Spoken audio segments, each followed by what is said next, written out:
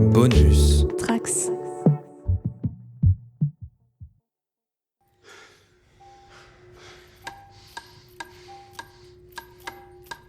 MC Mikey. MC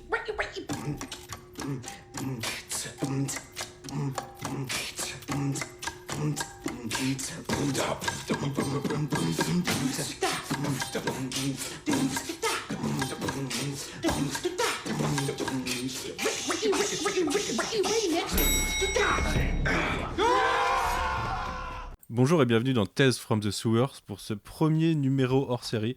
Un numéro spécial qu'on a décidé de sortir assez rapidement puisqu'il suit la sortie de The Last Ronin, mini-série événement qui a commencé ce mercredi 28 octobre. Avec moi aujourd'hui pour discuter de The Last Ronin, j'ai encore une fois Roméo. Bonsoir. Et j'ai Fab. Salut. Comment ça va les gars ? Ça va, malgré un début de confinement, on est là, on est présent et on est The Last Ronin pour aujourd'hui. Enfin, on était beaucoup de l'astronel dehors aujourd'hui, je trouve.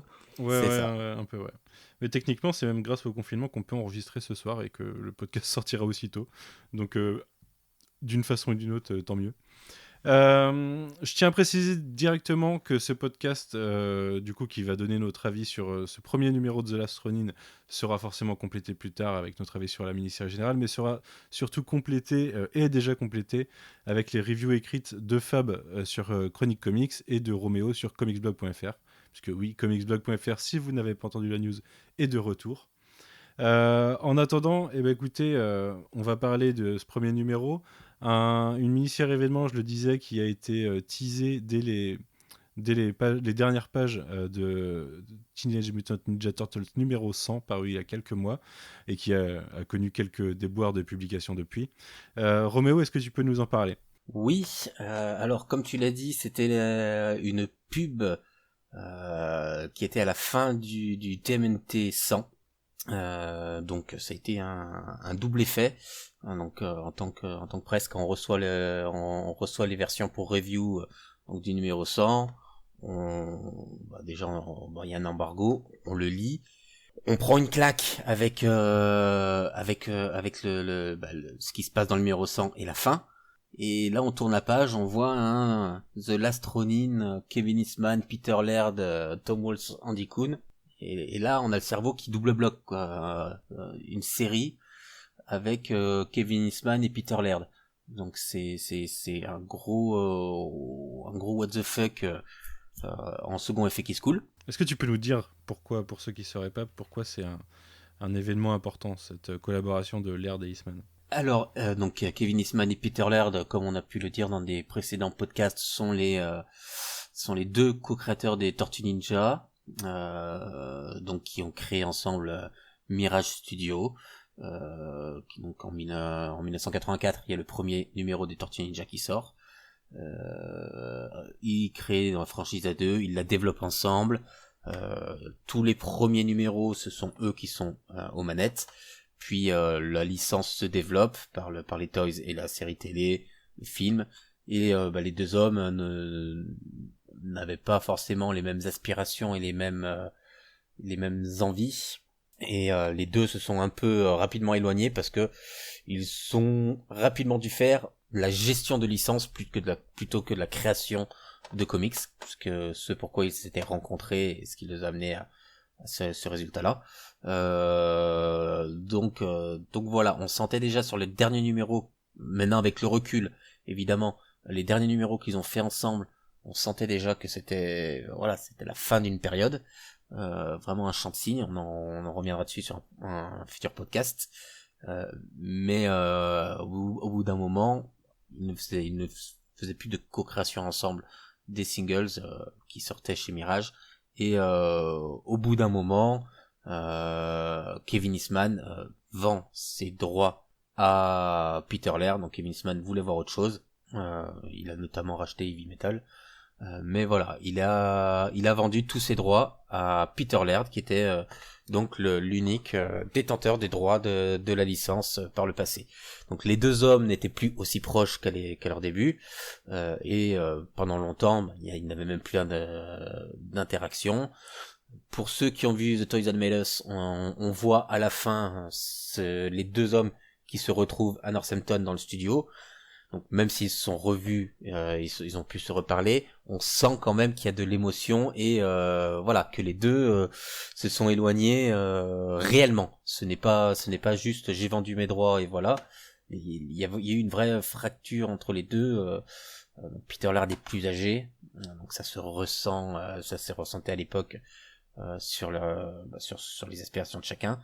Et donc il y avait la fin de ce Toys That Made Us qui pouvait espérer une nouvelle collaboration entre les deux. The Last Ronin est sorti, a été annoncé donc dans le TMNT 100 et ça correspondait à peu près à la date de sortie de The Toys That Made Us. Donc avec le temps de tournage, etc., on pouvait penser que il y avait avoir une vraie réunification entre les deux. Donc les deux n'ont pas recollaboré ensemble sur des singles depuis bien longtemps, donc vraiment longtemps. Donc là, c'était vraiment un événement. Revoir les deux ensemble, c'est un peu comme si on dit, Claremont, il va refaire un numéro avec ses dessinateurs historiques et bam, quoi. C'est sur du X-Men. C'était un vrai événement qui, malheureusement, avec le temps, s'est délité parce que on a appris que dans la communication que Peter Laird n'était pas réellement impliqué. En fait, si son nom est était sur la pub et il est toujours sur la cover, c'est parce qu'en fait, c'est un concept que Kevin Eastman a retrouvé, qui date de 1987, et donc un concept créé par Peter Laird et Kevin Eastman sur ce pitch qu'a donné The Last Ronin et que Fab va vous dévoiler un peu plus tard. Donc, on a la première déception. Peter Laird n'est pas en fait dans le projet. Il est juste créateur du pitch initial. En plus, si je peux juste me permettre, moi j'ai vachement été hypé par ça parce qu'il y a eu quand même pas mal de communication qui restait floue autour du retour de Peter Laird justement, et je pense que ça a joué à promouvoir un petit peu le projet en disant ouais le retour du duo, etc. Et je pense que c'est ça qui a aussi fait monter le projet très vite dans l'attente et qui derrière a mis un petit peu la douche froide aux gens qui avaient précommandé et tout ça, parce que comme tu le disais, la communication a fait que petit à petit on a appris que Peter Laird n'était peut-être pas impliqué, puis finalement c'était juste une idée du départ, et puis petit à petit, voilà, moi je sais que personnellement, ça m'a vachement refroidi quand j'ai appris toute cette histoire que en fait c'était juste un pitch et que Peter Laird n'était pas du tout sur le projet, quoi. Pour le coup, j'ai pas réussi à retrouver le communiqué de presse initial d'IDW, mais IDW, hormis donc ce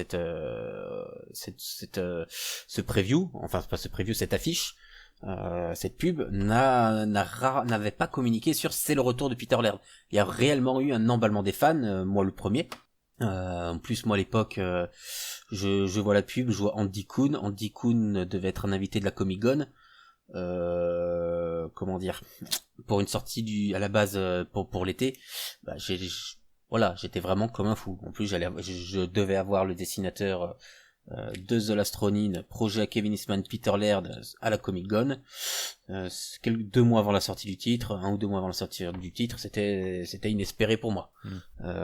Donc on a eu ça. Par la suite, il y a eu donc la crise sanitaire du Covid-19. Les retards ont commencé à être annoncés. Jusque-là, rien d'anormal malheureusement dans cette crise. Les projets qui ont été annulés ou qui ont été décalés ont été nombreux. Le projet n'a pas été annulé. Il a pas subi le sort de nombreux titres où carrément les éditeurs ont dit levez les crayons, on arrête tout. On a appris petit à petit que Andy Kuhn ne ferait pas l'intégralité. Ben Bishop serait sur quelques numéros. Par la suite encore, donc on a une première preview avec des pages d'Andy Kuhn qui ont été publiées dans un ashcan qui a été envoyé aux libraires, je crois qu'on était début août ou fin août. Donc il y avait déjà des pages qui avaient été dévoilées d'Andy Kuhn, et un jour IDW annonce que le titre est à nouveau décalé, que la date, la Final Order Cut est pour telle date, que le titre sortira donc à peu près à cette date, et que Andy Kuhn n'est plus sur le titre, mais il est remplacé par Ezo et Isaac Escorza. Voilà, c'est un changement au bout de plusieurs mois. Finalement, on se retrouve avec une annonce Peter Laird, Kevin Eastman, Andy Kuhn, Tom Walsh, exit Andy Kuhn, Peter Laird, finalement il y a que son concept. Bon, c'est un peu la douche froide, ça on avait déjà parlé lors d'un précédent podcast sur les Turtle News. Que vous écouterez après ce spécial. Oui, tout à fait, ouais. Donc voilà. Dans le même temps, pour un titre aussi attendu et aussi mythique, hein, parce que on a Kevin Eastman et Peter Laird ensemble sur un titre, ça reste énorme. On a eu énormément de variantes cover, beaucoup, dans le genre le thème NT100 finalement a peu de variantes cover à côté. On est au final monté à 72. Bon, c'est un chiffre qui va encore monter parce qu'on est au second print. On va avoir un third print, très certainement. Je sais pas jusqu'auquel on ira, mais ça risque de monter encore. On a donc des variantes, des problèmes sur des précommandes de variantes où des shops étaient sold out à la minute même de la mise en vente. Des shops qui ont fait de la rétention de mise en vente pour les revendre plus cher après sur leur eBay ou sur des eBay partenaires, hein. Il y a eu ça. Ouais, c'est moche, mais ça a été le cas. Moi, j'ai été en contact avec des comic shops au Royaume-Uni, et ils me disaient non, on n'en a pas, pour regarder sur eBay, mais ouais, elles y étaient. Alors que bon, moi, j'avais passé toutes mes commandes de variantes TMNT 100 pour moi et mes potes. Je leur avais lâché 1500 balles en 4 mois. Bon, j'attendais pas à ce qu'ils me l'offrent, hein, c'est pas ce que je veux dire. Mais ouais, c'était un minimum d'honnêteté. Voilà, moi je te la prenais, hein, ta variante, et même en l'achetant lui le vendait le trip, c'était la Peach Momoko. Même en l'achetant le trip, j'aurais pu, si j'avais voulu, la revendre plus cher après. Voilà, donc notamment cette variante de Peach Momoko qui a été sold out. Moi, c'était celle que j'attendais le plus. Elle a été instant sold out sur tous les sites. Ils ont refait une version pour s'excuser du couac en trade dress, donc avec le titre, alors que la base c'était une Virgin, donc c'est pas un second print, c'est une variante de variante. Le nombre de variantes qui ont été instant sold out, ça a été hallucinant. Donc c'était un cercle vicieux. Plus les variantes étaient sold out rapidement, les suivantes, il y avait cet esprit de recherche encore plus important. Il y en a encore qui sont disponibles à des prix très abordables. Pas toutes, hein, toutes n'ont pas le même succès, mais il y a eu un effet boule de neige.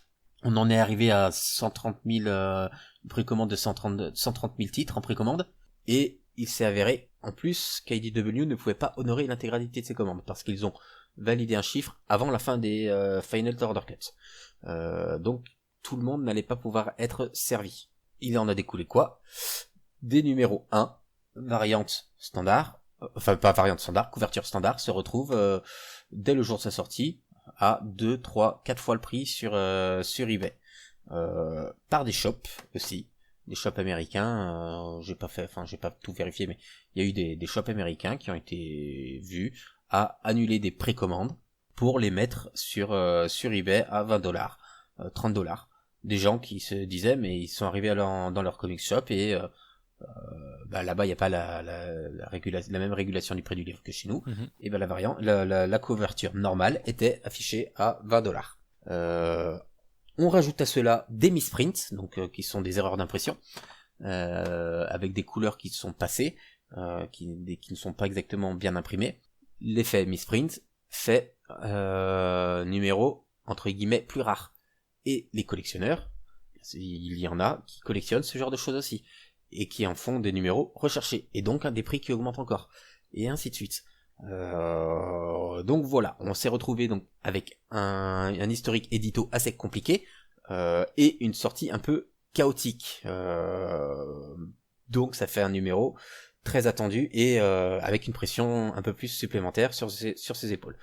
Donc je vous le dis tout de suite, des numéros, on peut encore en trouver des numéros, des couvertures normales à des prix corrects, des comic shops, je ne sais pas quand vous écouterez ce podcast, il se peut que certains, même comic shops français, en aient encore, je ne sais pas le statut de leur précommande.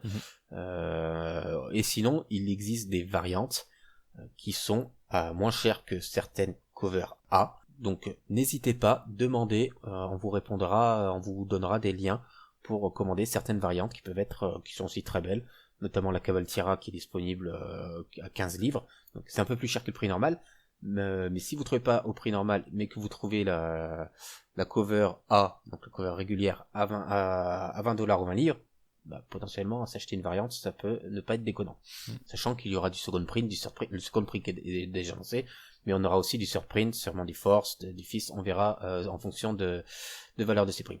Donc voilà un peu l'historique de ce titre, qui ça prend déjà un petit moment, et qui faisait pourquoi ce titre est très très attendu, et que lorsqu'on a reçu le titre pour les reviews, ben on était un peu fébrile. La hype, moi, était un peu baissée. Et est-ce qu'elle est remontée? Donc si vous avez lu ma critique sur Comics Blog, vous le savez. On va en discuter maintenant. Donc voilà. Ok. Écoute, on va passer au vif du sujet avec de quoi ça parle.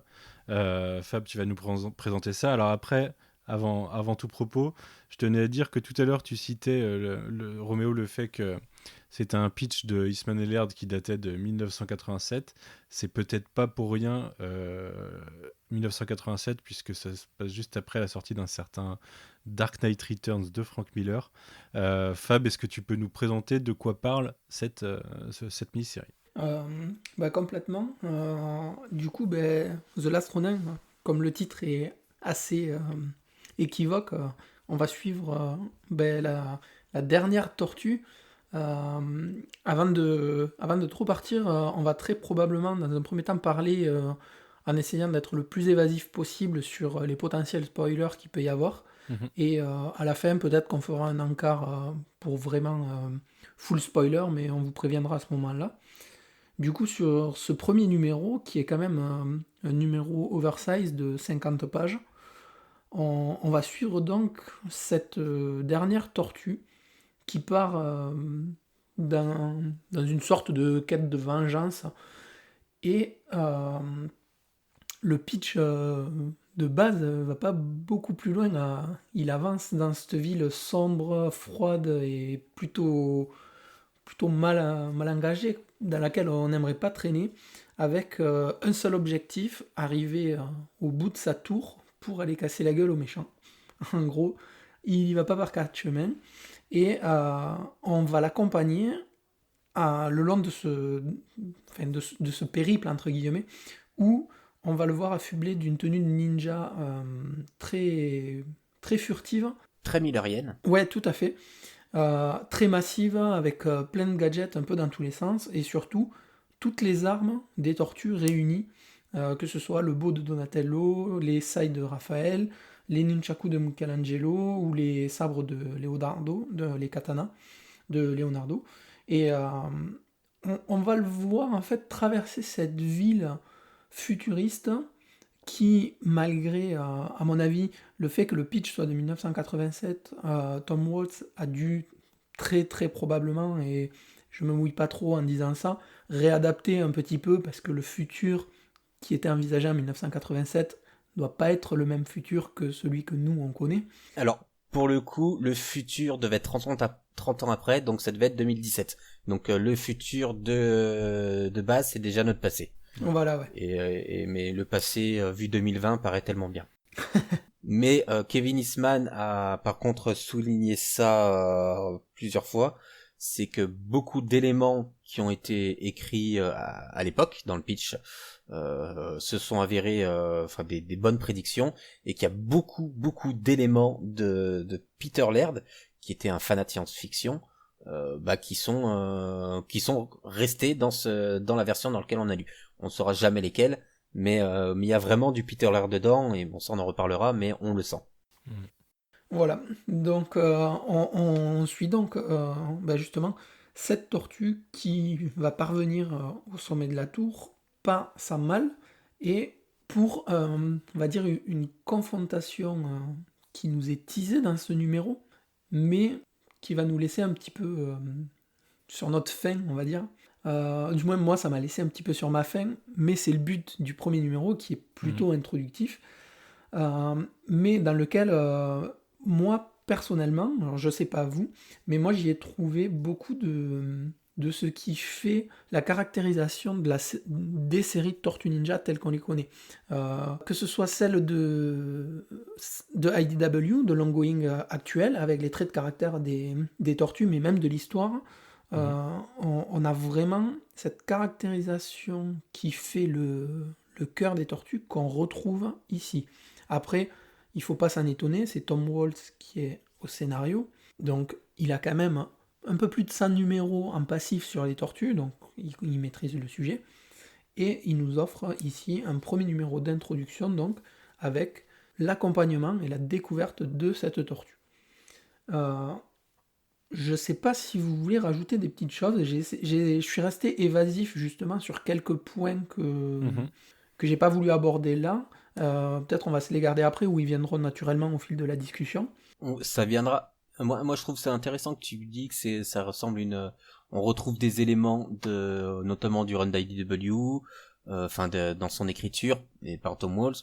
On retrouve énormément une vibe de Mirage, une vibe punk et très old school indé aussi. On dit souvent que le run d'IDW est une quintessence de tout ce qui a été fait sur les Tortues Ninja jusque-là, qui vient piocher des éléments un peu partout pour les mettre dans un mixeur et en sortir le meilleur. Et The Last Ronin récupère à côté aussi de cette manière-là les éléments qu'il faut chez Mirage dans son écriture, des éléments chez IDW dans son style d'écriture, pour en refaire derrière encore un petit nuage en plus de ce condensé là. Ouais. Et moi je trouve aussi qu'il y a beaucoup d'inspiration forcément Daredevil et Batman, pas mal de Batman. Alors déjà avec des éléments qui se retrouvent même dans les tortues de IDW. Je vais pas spoiler la situation actuelle, mais la partie, ce qui arrive à New York peut rappeler du Batman. Je trouve que c'est très urbain, c'est vraiment, ça revient vraiment aux origines très urbaines de la série. Et ouais, sur l'affrontement avec celui qui va chercher du coup dans cette tour, je trouvais ça très Daredevil versus le Caïd aussi. Bah écoutez, on va passer direct à la critique. Vas-y Roméo, je t'en prie, commence. Qu'as-tu pensé de ce premier numéro dans une partie sans spoiler déjà?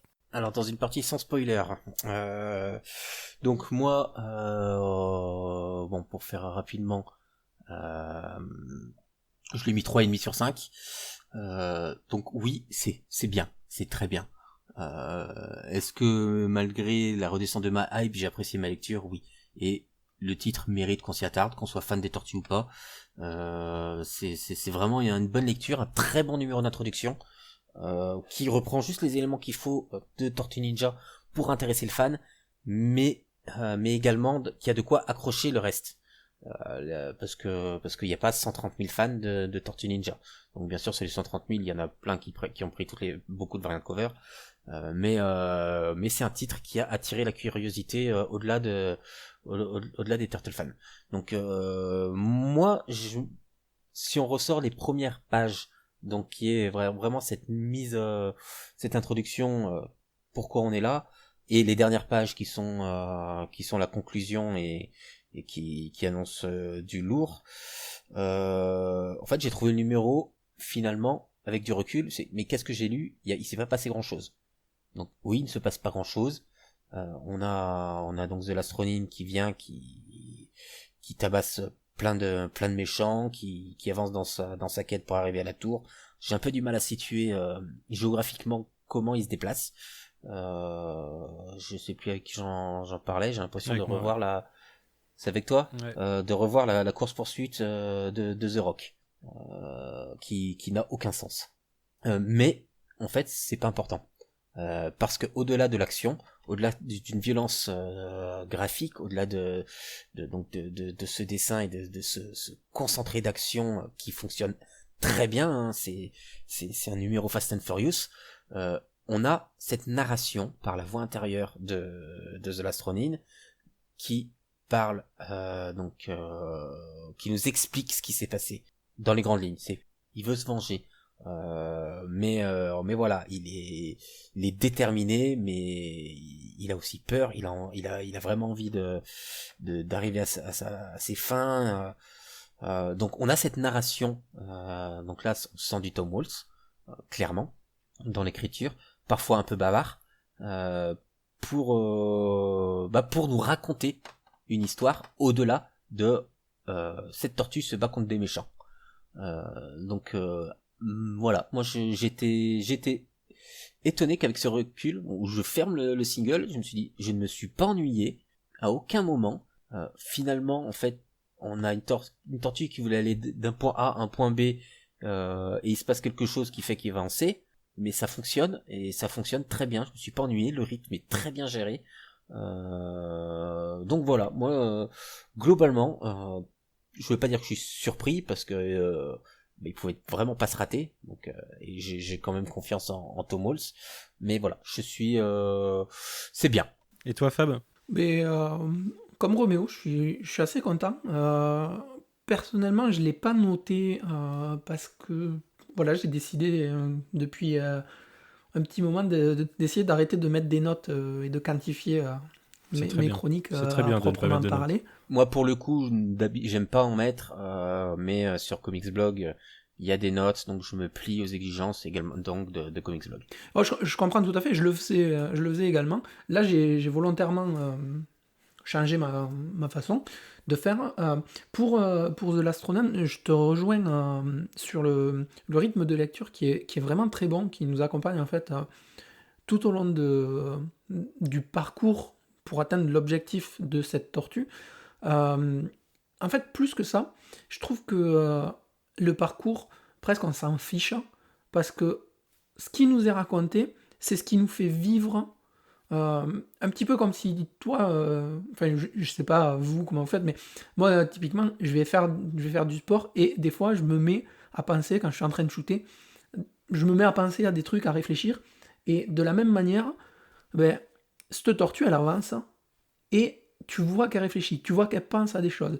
Et plus que son objectif, tu te dis, et lui se le dit aussi, qu'est-ce qui a fait qu'il en est là.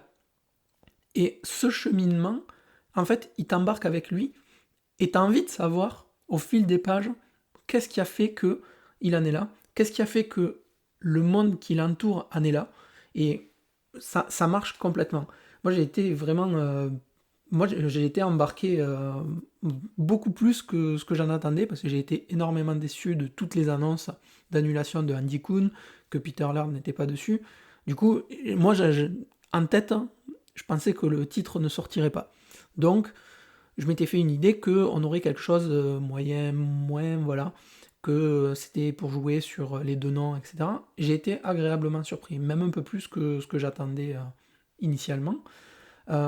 Le seul bémol que j'aurais là-dessus, c'est la partie graphique où moi je suis pas ultra fan. Ça marche parce que l'ambiance colle au trait, mais j'avoue que les designs des persos et parfois les fonds, c'est pas mon truc. Voilà. On reviendra sur le graphique après, je pense. Voilà, donc on reviendra sur le graphique que Manu aussi nous donne son avis Pas de souci. sur l'histoire. Bah écoutez, moi j'avais pas trop suivi les annonces. Je m'étais un peu mis de côté ça parce que je m'attendais en fait à être déçu. Au final, pas du tout. Du coup, je suis agréablement surpris. Moi non plus. Un peu comme Dewey, quoi. Tu t'attendais à rien, mais... C'est ça, mais lui, il est quand même déçu et moi, je suis du coup surpris. En l'occurrence, moi, j'ai bien aimé la partie graphique. À la rigueur, c'est plus les colos que... tu vois, avec une autre colo, je pense que ça serait un peu meilleur. Mais j'ai bien aimé, sinon, la partie graphique. J'ai trouvé ça très cool. Je trouve que c'est très dynamique dans l'action, dans le rythme. Les dialogues intérieurs marchent en effet très bien. On y reviendra tout à l'heure, mais moi j'étais persuadé de vers quelle tortue on allait aller, et je suis plutôt conforté dans mon idée en fin de numéro. Je trouve que voilà, en effet, il se passe pas grand chose. Par contre, c'est pas pour autant que ça raconte pas grand chose, parce que ça nous met en place un univers, une société qu'on voit en arrière-plan, et un mode de fonctionnement de New York qui fait que voilà, il y a quand même des choses à se mettre sous la dent, et à digérer pour se mettre dans le bain pour la prochaine fois, pour le numéro 2. Ouais, dans l'ensemble, moi je suis plutôt assez content. Est-ce que c'est parce que j'attendais rien? Non, je pense que même si je l'avais attendu, j'aurais été globalement satisfait. Alors ça aide, hein, franchement, de ne pas se faire des plans sur la comète sur ce que ça pourrait raconter. Mais comme on le disait tout à l'heure, c'est le Dark Knight Returns des tortues, et pour l'instant ça fait le taf de ce côté-là. Donc voilà, moi je suis voilà, satisfait. C'est ça, en fait, par rapport au pitch, voilà, c'est la tortue qui va se venger, et voilà, et c'est tout. Et bon, qu'est-ce qui va se passer exactement? Est-ce qu'ils vont réussir à nous raconter une vraie histoire derrière ça? Et oui, en fait, ils y arrivent réellement. Et vraiment, on va pas se dire, bah, on va juste avoir un passage de niveau après niveau, tel un jeu vidéo, avec le boss final à la fin du numéro 5, sans saveur, sans écriture, où c'est juste de la baston, mais qui fait très bien, hein. Je ne dénigre pas du tout ça. On a vraiment l'impression, enfin c'est pas on a vraiment l'impression, on nous raconte une vraie histoire au-delà du tortue cherche vengeance. Ouais. Non, et puis voilà, ça suggère un passif aussi, qui, à mon avis, arrivera sous forme de flashback par la suite, mais qui pour l'instant est personnifié par la présence d'apparitions fantomatiques. Alors c'est pas vraiment des fantômes, hein, c'est vraiment pour nous montrer que la dernière tortue pense et discute dans sa tête avec ses frères. La façon dont elles sont symbolisées actuellement fonctionne plutôt pas mal. J'aime bien ce rendu avec un côté graphique à l'ancienne en plus sur le dessin des tortues. Parce on est vraiment dans le futur, dans un futur assez lointain. Je sais plus s'il y a une date d'annoncer Non, je crois pas, non. au début, mais voilà, les événements qui ont emmené cela, ils sont pas récents, quoi. Donc la tortue l'a subi, a vécu ça, a dû le digérer ou pas. Donc là, il l'a pas digéré, hein. Vu qu'elle va chercher vengeance, et elle a vécu avec ses démons, avec ce qui s'est passé. Et je pense vraiment qu'on aura du flashback. De toute façon, dès la première page, on a le premier mot, c'est now. Donc c'est qu'il y a de fortes chances que l'ouverture du numéro 2, ça sera 10 years ago, pour nous raconter quelque chose, enfin ce qui s'est passé. Et je doute, j'ose espérer, je doute que ce soit juste, il y a eu une bagarre, 3 tortues sont mortes, la 4e revient 10 ans après. Même cette histoire dans le passé va être racontée, et ça ne sera pas juste ils se sont rencontrés, ils se sont tapés, et voilà. Ouais, je vois ce que tu veux dire. Ouais. Mais plus que le fait que voilà, ça soit dans le futur, qu'on ait des dates ou quoi, en fait, on le voit par rapport à toute la société, comment elle est présentée dans le titre. Mais moi j'ai adoré, c'est que le titre il est bourré de références. Que ce soit évidemment. Un lecteur lambda qui connaît pas les tortues, il va le prendre, il va vivre son aventure de tortue ninja, il fera peut-être pas attention, mais un fan, il va retrouver plein de clins d'œil qui sont juste posés par-ci par-là. Par exemple, moi j'ai adoré, c'est un truc que tout le monde peut reconnaître, c'est l'espèce de vanne des tortues qui flotte dans les premières pages. Je sais pas si vous y avez fait gaffe. Oui, quand voilà. même. Ouais, c'est difficile de le rater, en plus avec les couleurs très sombres. C'est ça. Celui-là mais on a le Bisley, on a un Bisley qui apparaît quelque part. Sur un camion d'essence, il apparaît. C'est ça, camion d'essence. Donc c'est intéressant à regarder avec un second coup d'œil pour les Ouais, pour les pour les fans. vieux lecteurs, les lecteurs de longue date et qui ont les références de l'univers un petit peu, je l'ai trouvé assez généreux là-dessus. Et c'est vachement plaisant, tu vois, d'avoir ces petits clins d'œil aussi en plus. Et d'ailleurs, en parlant de Bisley, j'aimerais bien que à la fin de cette mini-série, ça soit un body count réussi. Enfin, voilà, on a eu Body Count qui était une aventure d'une tortue seule qui se voulait un peu en mode action à 100%. Sauf que Body Count, malheureusement, n'est pas forcément bien réussi. Hein, voilà. J'ai envie que The Last Ronin soit un bon Body Count. Est-ce que vous voulez revenir sur des points spécifiques avant qu'on passe à une partie spoiler pour un peu plus... Sur la partie graphique, vu que vous êtes partagés, Ouais. vous avez chacun... Fab n'a pas trop accroché et Manu si, mais les couleurs moins. Ouais. En fait, je trouve je trouve des couleurs limite un peu trop modernes ou pétantes. J'aurais bien eu un truc un peu plus terne. Tu vois, Ouais. qui colle un peu plus au côté noir et blanc des premiers tomes. Là, je trouve que ça s'accorde mal avec l'esprit, en fait. Bah moi au contraire, les couleurs, moi je les aime bien. Elles ont vraiment ce côté néon qu'on pouvait penser d'une ville futuriste dans les années quand on était dans les années 80-90.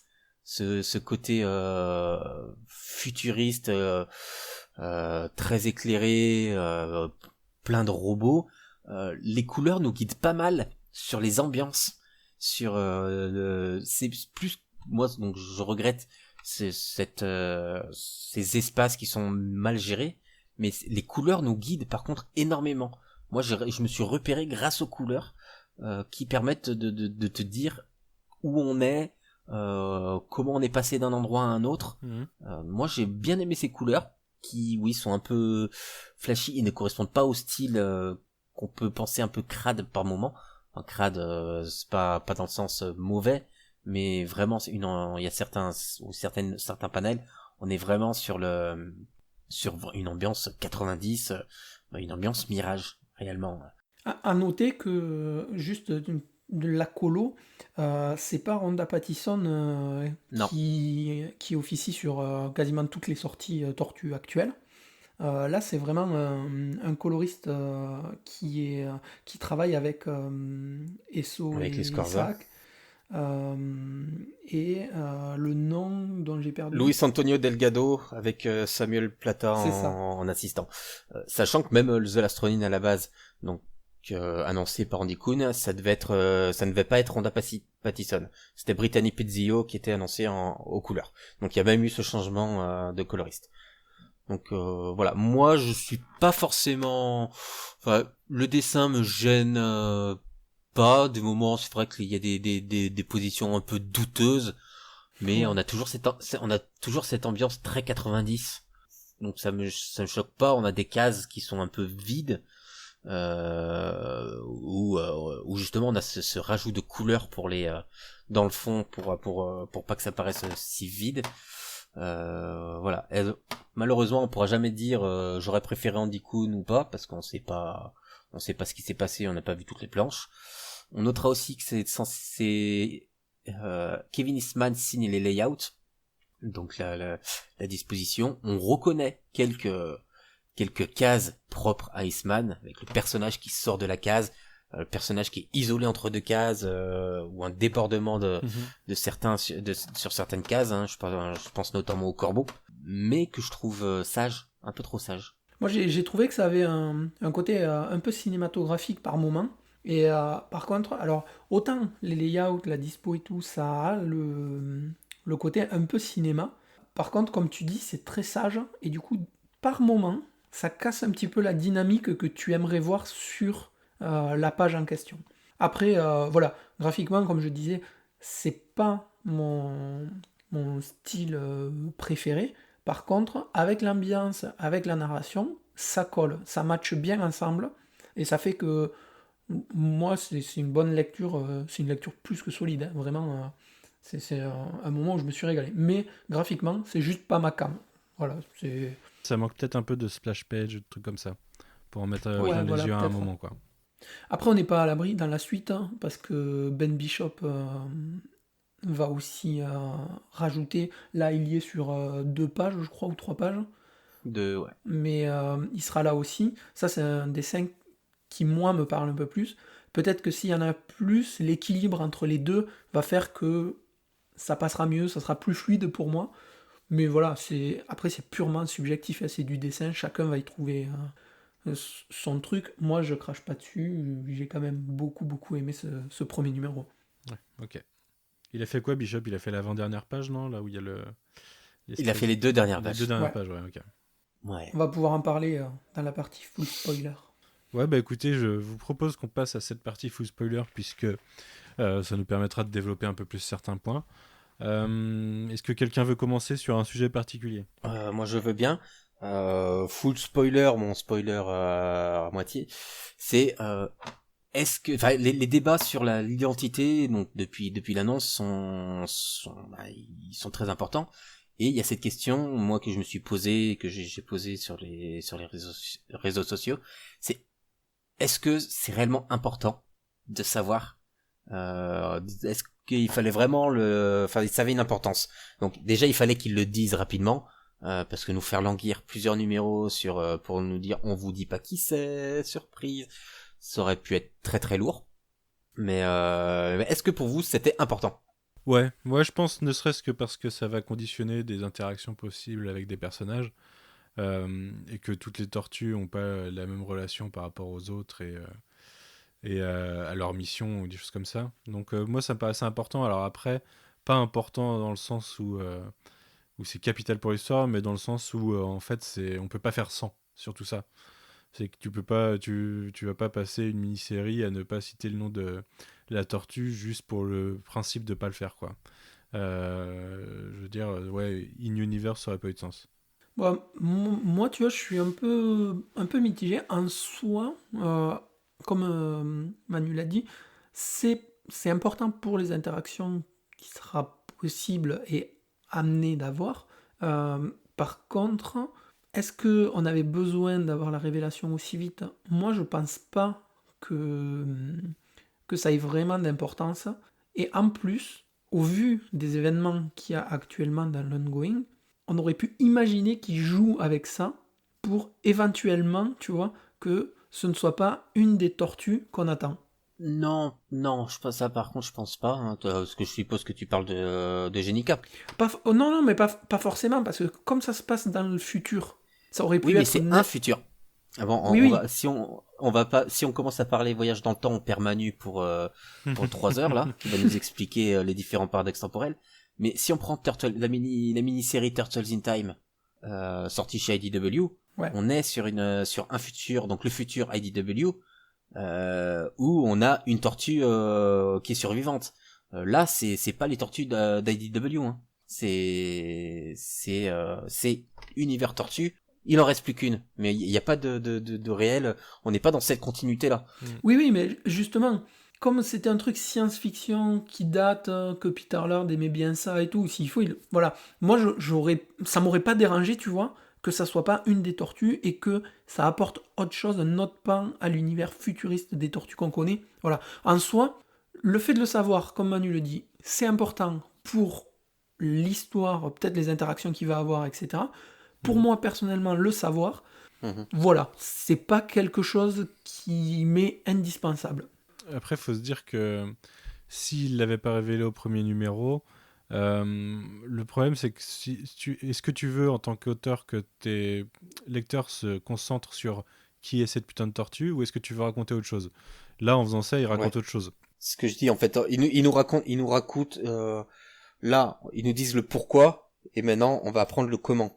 Et si tu nous dis pas le pourquoi, tu laisses cette question en stand-by trop longtemps, qui t'empêche potentiellement de raconter des choses derrière, parce que tu auras toujours dans ce coin de ta tête, est-ce que ça serait laquelle c'est. Là, ils balayent cette question, ils y répondent, donc à la dernière page, et c'est bon. Maintenant, on apprendra sur qu'est-ce qui s'est passé réellement. Ouais, je vois très bien le pourquoi et de la manière dont tu l'expliques. Après, ouais, je sais pas. Moi, ça m'aurait pas gêné, tu vois, que ça fasse un numéro de plus et que ça soit dévoilé comme on en parlait tout à l'heure, Mhm. peut-être avec le flashback d'intro du numéro 2 qui nous explique le comment, et tu termines, enfin tu ouvres sur c'était telle tortue qui est restée debout, et tu continues. Après, voilà, ça me dérange pas plus que ça. Il y a la manière de l'amener aussi, hein. Oui, oui, tout à fait. Tu peux pas commencer ton numéro en disant telle tortue et The Last Ronin. Là, ils t'ont... Bon, on est passé en spoiler, c'est bon? Ouais, ouais, là c'est bon. Donc maintenant, redernère annonce, attention, spoiler. Donc on a ce qui se passe, on a la tortue qui a 2 doigts de mourir, qui arrive même pas à faire ses coups, qui n'a pas le courage parce qu'elle veut aller au bout de son Après, acte de vengeance. si tu veux juste pour en arriver juste à la révélation, pour faire rapide, la tortue arrive à la tour, elle escalade la tour, elle Oui. combat avec des robots, etc. Elle tombe de la tour, elle s'écrase par terre, elle est mortellement blessée et elle décide de se faire un harakiri. Et de là, on enchaîne sur ce que tu disais. Je te laisse. Donc la tortue qui voit ses frères dans l'au-delà, qui se dit ça y est, on est réunis, et non, cette tortue est rappelée le bout du tunnel, la lumière, et quelqu'un lui enlève de la lumière. Et au-delà de la tortue, on se retrouve avec quelqu'un qui lui fait qui lui dit mais qu'est-ce qui s'est passé et tout, fait mais il y a qui tu parlais? Donc à qui tu parlais? Michelangelo. Donc voilà. Moi là où je trouve ça très fort, c'est que moi je vois la dernière page, en fait je m'en fous maintenant de savoir que c'est Michelangelo. C'est Mikey. En fait c'est April O'Neil qui est à côté de Mikey. Et c'est cet April là est limite une révélation. Donc parce qu'on n'y pense à aucun moment dans le numéro. C'est la manière de la voir débarquer sur cette dernière page, en fait prend le dessus pour moi sur maintenant on sait qui est The Last Ronin. Et en plus ce dessin d'April est super classe. Voilà, cette vieille April John Connor est assez stylée en effet. Ouais.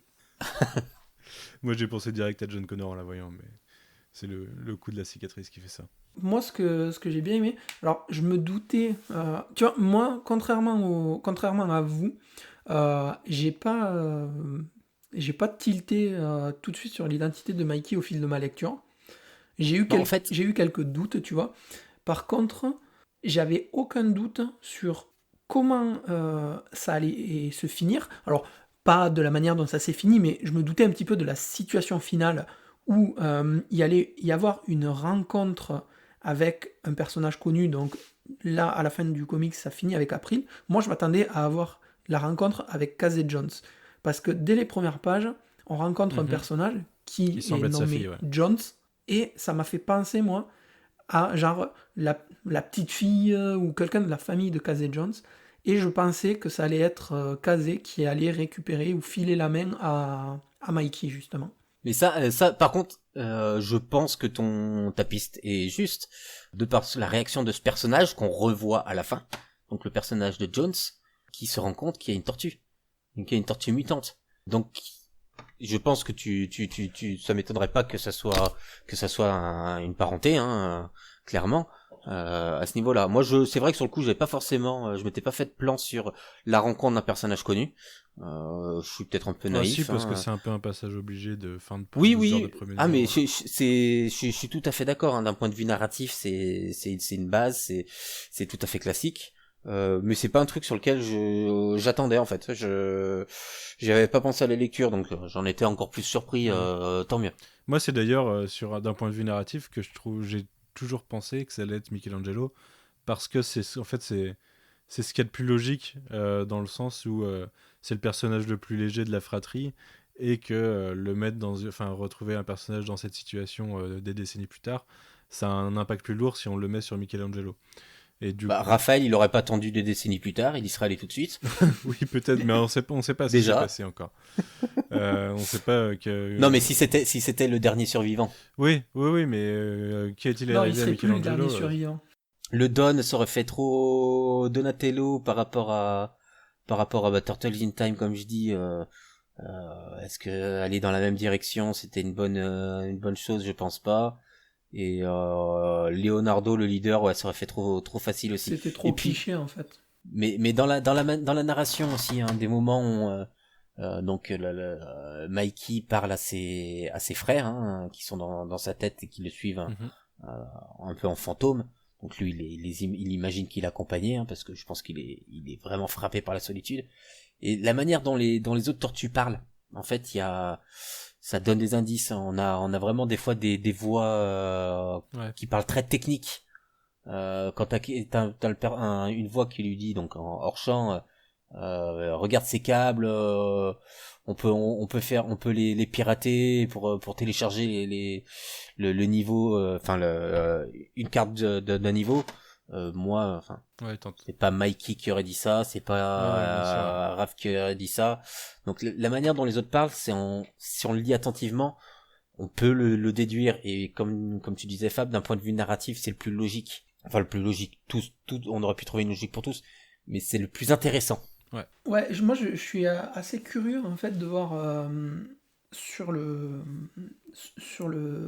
premier numéro, parce que là, ok, on a parlé de la tortue qui n'était pas, enfin qui est Mikey, de la rencontre avec April, d'un personnage qui a peut-être plus ou moins un lien de parenté avec Casey Jones, mais il y a quand même le grand méchant qui lui a un lien de parenté avec le grand méchant des tortues, quoi, au final. Ouais, mais ça c'est obligé, c'est un passage obligé aussi, je pense. Oui, c'est obligé. Puis il a la dégaine. C'est voilà, c'est le petit-fils de Shredder, le fils de Karai. Et puis ça reprend le côté combat à travers le temps des deux. C'est ça. Des deux familles. C'est ça. On a droit génération aussi, génération après génération, quoi. Ouais. On a aussi le droit à avoir, justement, tant qu'on est en full spoiler, on peut en parler. Karai existe toujours dans cet univers. Ouais. Et Karai a dû avoir un rôle très important. C'est ça. Pour que sur la fin des tortues, je pense. On a les Mousers aussi qui apparaissent. Évoluer. On a une référence à Baxter aussi.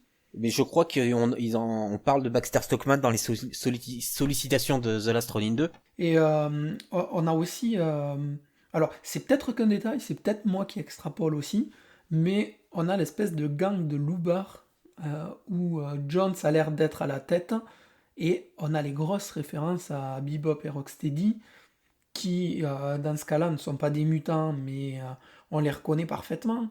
Enfin, il y a quand même, tu vois, des petites choses qui peuvent te laisser penser à des potentiels team-up, des rencontres, et qui vont venir étoffer un petit peu le comment on en est arrivé là, en fait. Bah moi je trouve que oui, en effet, ça reprend bien les codes de l'univers, en fait. Et du coup, même si on découvre un futur dont on n'a pas connu les probables 20-30 dernières années, on n'est pas perdu. Et on sait de quoi ça va parler globalement, quoi. Donc oui, je confirme sur les sollicitations du numéro 2, il y a bien un What Role Does Baxter Stockman Play. Ouais.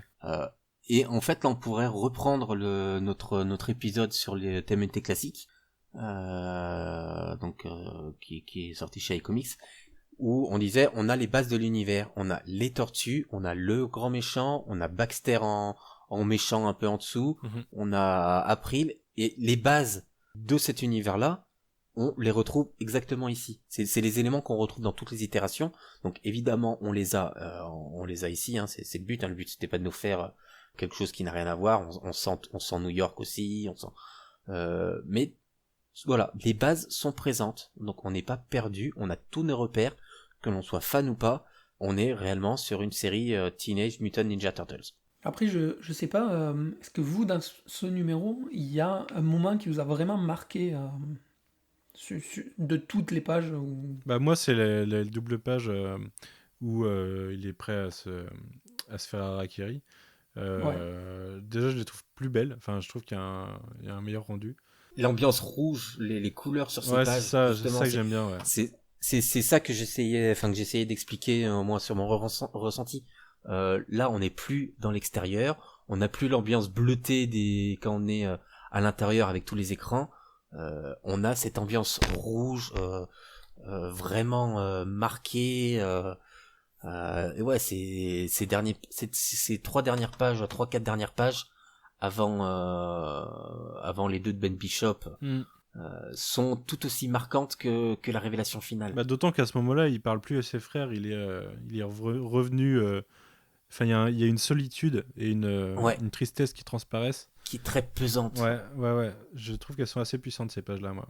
On a le voilà, I miss my brothers et le I miss my father. Je crois pas que Splinter il soit de souvenir, il est pas évoqué. Si, il est cité une seule fois un moment quand Mikey il escalade ou il saute, quand il lui fait souviens-toi de la première leçon que tu as apprise et il est juste cité là, c'est tout. Mais à aucun moment par contre il porte le poids de ses frères, mais il porte pas le poids de Splinter. Et là c'est le I miss my father avec la case qui est très très belle en plus. Ces quelques dernières pages sont vraiment vraiment fortes et puissantes. Ouais, ben, moi j'avais exactement les mêmes pages. Ce moment-là, je trouve que c'est super émouvant en fait. La disposition et tout, quand il pose les bandeaux avec les armes, les petites bulles, comme tu le disais, I Miss My Father et tout ça. Enfin, franchement, c'est des pages vraiment très fortes et sur lesquelles tu sais que ce moment va arriver en fait, parce que c'est amené de cette manière-là. Mais je pensais pas que ça serait amené aussi fort en fait. Bah c'est des pages qui racontent quelque chose où on n'est pas dans l'action brute, où c'est la narration qui nous raconte l'histoire. Là, c'est vraiment les pages en elles-mêmes, le dessin, la situation qui nous apporte un élément supplémentaire. Bon, et du coup, vous êtes chaud pour la suite ? Vous vous attendez à quoi pour la suite ? Et ben moi, j'ai pas envie de m'attendre à quoi que ce soit. J'ai envie d'être surpris, j'ai vraiment envie de découvrir, de continuer de découvrir ça avec un regard neuf. Ouais, c'est ça. On a une série qui démarre très bien. On a des éléments de surprise qui sont là. On a voilà, il y a plein de choses à raconter. On nous racontera pas tout l'univers, tout ce qui s'est passé sur ces dernières années, mais on veut pas tout savoir. On veut juste savoir qu'est-ce qui nous a amené à cette situation-là. Donc ouais, moi je suis hypé, oui. Alors clairement pas autant que entre chaque numéro de Shredder in Hell. Là, c'était magistral. Là ouais, je suis curieux, j'ai envie de lire la suite. Comme un gosse, vraiment. Ok. Et toi, Fab ? Moi aussi, ouais, pareillement. Ça m'a relancé en fait l'envie. Alors, je suis pas hypé au point de. Je me fais mes théories de fou furieux, bien que, tu vois, au fond, t'attends toujours un petit peu. Je ferai pareil, par contre, tu vois, là, pour les prochains numéros, je vais pas aller voir les sollicitations. Du coup, je suis un peu déçu que Roméo nous ait dit la sollicitation, bien que ça soit pas grand-chose. Mais moi, j'avais déjà vu ça, je crois. On avait pu l'entendre. Voilà, j'irai pas voir la suite parce que je veux vraiment tout découvrir. Imaginez si ce que ma lecture m'a fait penser pour le prochain numéro peut être ce qui est arrivé. Si c'est pas le cas, une belle découverte. Moi, voilà, cette série démarre vraiment très bien.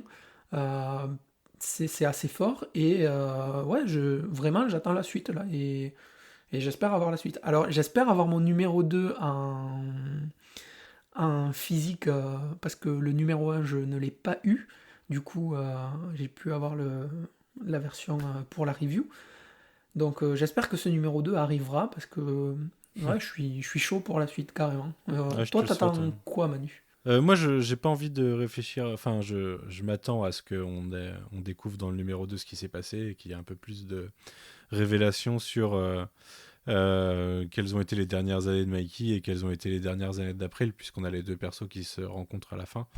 Mais ça, c'est purement analytique. D'un point de vue souhait ou autre, j'ai juste envie de me laisser porter. On a tous globalement le même avis, hein, on est tous contents. Moi, ça me conforte dans l'idée que les Tortues Ninja, dans toutes leurs déclinaisons, sont un des univers les plus intéressants actuellement publiés. Et voilà quoi, j'ai vraiment envie de kiffer, de prendre les choses comme elles vont venir.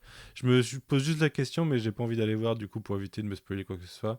Est-ce qu'on sait si les numéros suivants sont oversized aussi ou si ils reviennent à... Ah oui, c'est oversized. Ouais, c'est toute la série, ok, très bien. Ouais, donc bon là c'est des numéros normalement à $9, donc ça fait déjà Ouais, ça fait ça fait déjà une belle. Ça fait $50 pour Ouais. toute la série quasiment. Ouais, et ça fera un beau bouquin à la fin. Ouais, à rajouter à la ça peut collection. faire une très belle édition à la fin. Ouais. Ouais, probablement, ouais. Grave. Et si les Et par Américains contre, le font pas, les Français le Juste font. avant de partir, je trouve assez intéressant parce que avec Roméo, on a pu, suite aux sorties de nos chroniques respectives, on a eu pas mal d'interactions sur Internet et je trouve Ouais. que il y a beaucoup de gens qui se sont tournés vers The Last Ronin sans être proches de l'univers des tortues en général, ou alors la série régulière ne les tentait pas, mais cette itération a attisé la curiosité, tu vois, du lecteur qui est pas Ouais. habituel. Et je trouve que ça, c'est bien. Mais c'est pas pour rien que je citais aussi Batman et Daredevil tout à l'heure, parce que déjà, c'est les inspirations principales des Tortues Ninja, mais c'est aussi des séries qui ont, enfin, des personnages qui ont eu des arcs assez symboliques qui sont lus par des gens qui lisent pas de comics. Dark Knight Returns, Batman Year One, Daredevil Born Again, des choses comme ça. C'est des choses qui dépassent un peu le cadre même du lecteur de comics et qui sont des œuvres à part entière de la pop culture assez connues. Et je pense que oui, il y a un peu le même effet sur ce Last Ronin, dans le sens où tout le monde connaît les Tortues Ninja, et que ça semble être une œuvre qui a une aura qui dépasse le simple cadre du canon quotidien. Et du coup, ouais, je pense que ça a émulé pas mal la série. Ouais. Bah, du coup, c'est quand même assez cool et j'ai vraiment hâte d'avoir la suite, quoi. En espérant que vraiment la vibe Mirage qui se dégage de ce titre continue. Parce que voilà, on ne sait pas exactement quel était le pitch de base de Hitman et l'Herbe de 87. Donc on ne sait pas si c'était vraiment très travaillé et à quel point. Bah, j'attends d'ailleurs une belle édition avec plein de bonus pour nous parler de ça, tu vois. Ouais, les bonus pourraient être très très très intéressants. On va encore claquer 100 balles dans un hardcover avec slipcase. Mais Ça c'est vaudra une le coup. édition qui Dark peut le Knight mériter. des tortues, quoi.